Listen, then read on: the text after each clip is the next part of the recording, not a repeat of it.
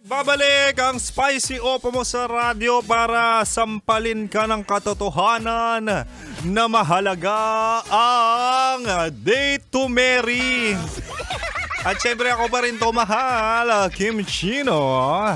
Kaya naman, balik chinitoks na tayo. Usapang pag-ibig mula sa chinito ng buhay mo. Di ba nga?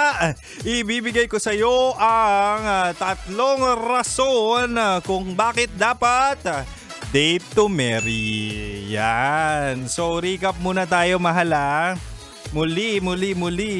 Sabi ko kanina, dapat date to marry para hindi masayang ang oras at emosyon mo. Diba, draining kapag paulit-ulit kang iniiwan ng temporary people. Kaya naman, ang pangalawa, dapat date to marry para tumibay ang foundation ng relasyon nyo. Kapag date to marry kasi ang mindset, mas seryoso ang usapan, mas may direksyon ang relasyon. Diba? Para papunta na. Punta ng kasalan.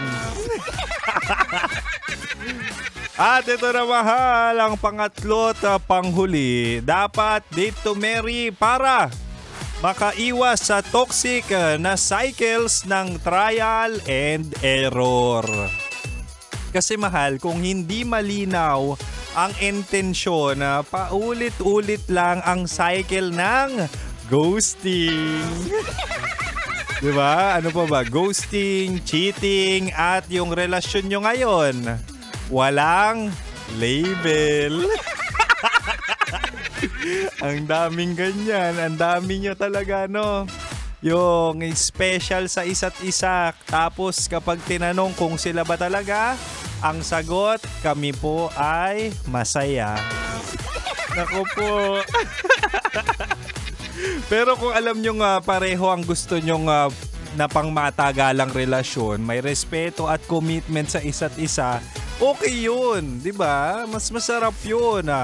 Mas masarap makatanggap ng pagmamahal na kung saan mararamdaman mong ikaw lang at seryoso siya sa'yo. Nakakatawa, no? Nakakatawang pakinggan kasi hindi mo pa nararanasan yun. Hindi, mahala. Ang dami ko rin talagang nakikilala at mga pangalan, no, na takot sa commitment. Yung gusto, masaya lang talaga. Tapos kapag iniwan naman sila, sinaktan, pinagpalit, iiyak. Tapos manghihingi ng advice, hindi naman talaga gagawin. Ganyan kayo, mga marurupok. Puro na lang trauma yung buhay mo. Huy! Kung pera lang ang trauma, siguro milyonaryo ka na. Hindi, mahal. Utang na loob. Maawa ka sa sarili mo. Dapat date to marry para makatanggap ka naman ng singsing na walang pagsisisi. O, diba?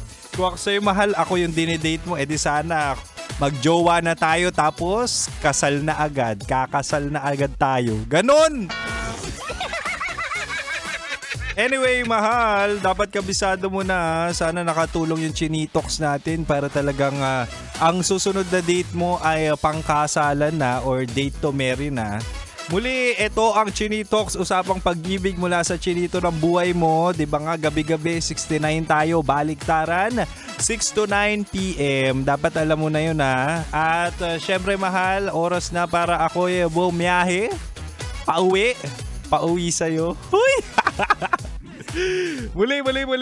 Ako ang Spicy Opa mo sa radyo na kapag natikman mo, hahanap-hanapin mo. Ako to, mahal, DJ Kim Chino. At syempre, susunod na po ang Basa Princess ng Love Radio Manila. Walang iba kundi si Rocky Terra sa kanyang programang Rocky's Secret Files. Manatiling nakatutok dito lang sa 90.7 Love Radio. Kailangan pa bang i-memorize yan?